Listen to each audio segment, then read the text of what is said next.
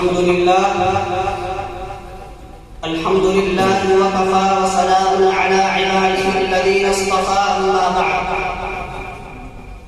رئيس الحفل المؤقت والمستمعين الكرام وزملاء الأعزاء، يا زملائي في الدرس،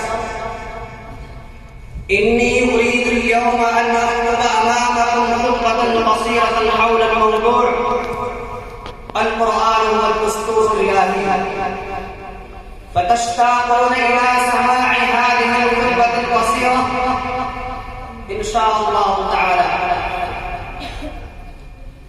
يا إخواني في الدرس،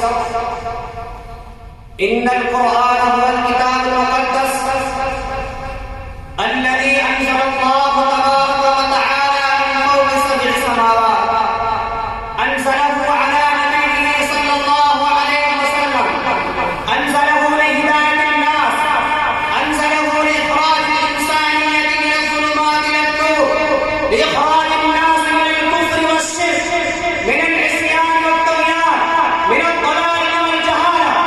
إنه دستور إلهي الذي ينور النفوس ويزكي القلوب، إنه يهدي ويرشد، إنه هدى وبشرى للمؤمنين.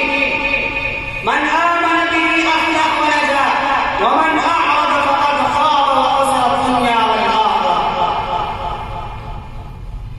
يا زملائي، هذا كتاب معجز لا يقابله أي رجل من رجال الدنيا، لا يقابله أي عالم من العلماء.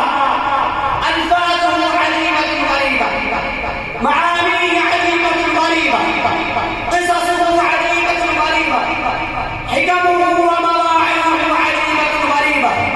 من قرأه تحير وتعثر، من تلا هذا الكتاب فإنه لم يرجع خائبا وخاسرا، من دبر في معانيه فإنه عرف الله، من تفكر في آياته فإنه خشي الله، من فهم هذا القرآن فإنه أعلم بكل صراحة بأنه تنزيل من رب العالمين.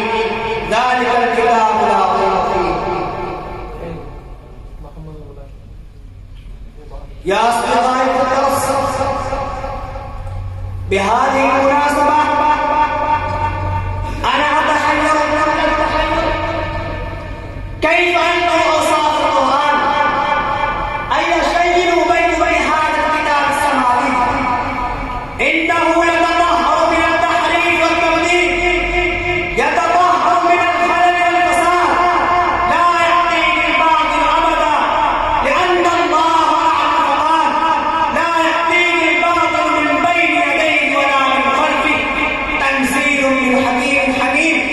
وإنه وعد بحفظه فقال: إنا نحن نزلنا الذكر وإنا له لحافظون. أيها الإخوة المسلمون، إن هذا القرآن هدى الناس في كل عصر، أرشدهم في كل زمان، نجاهم من كل مصيبة وبلاء، أنقذهم من الفتن والمحن، أخرجهم من كل ضيق. فالمسلمون تشرفوا به وتكرموا، إنهم ترفعوا وتعززوا، إنهم فتحوا وغلبوا، إنهم تقدموا وترقوا، إنهم برزوا وفازوا، إنهم سعدوا وحلوا لما أخذوا هذا الكتاب الإلهية، لما تمسكوا بأوامره ونواهيه. لكنهم تذللوا وتخضعوا، إنهم ضعفوا واستكانوا، إنهم تحقروا وانهزموا، إنهم خابوا وخسروا، إنهم تجوفوا وتخلفوا لما أعرضوا عن الهداية القرآنية، لما تغافلوا عن التعاليم السماوية. يا أحبائي، لا يجوز لنا أن نتغافل عنه، لا يجوز لنا أن نتعارض عنه، ونحن نسمع الترغيبات النبوية جوارا وإقرارا. فيقول حبيبنا صلى الله عليه وسلم: اقرأوا القرآن فإنه يأتي يوم القيامة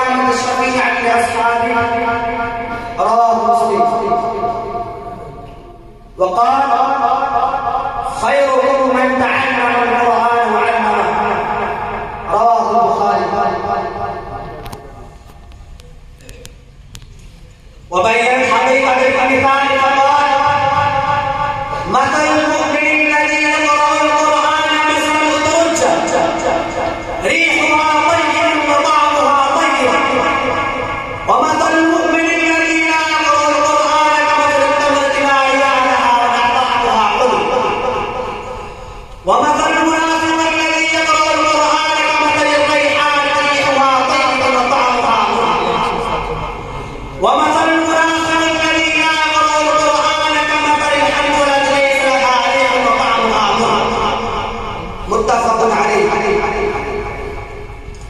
يا زملائي في الدرس واجب علينا أن نحفل بهذه العبادات الطريقة ولا نترك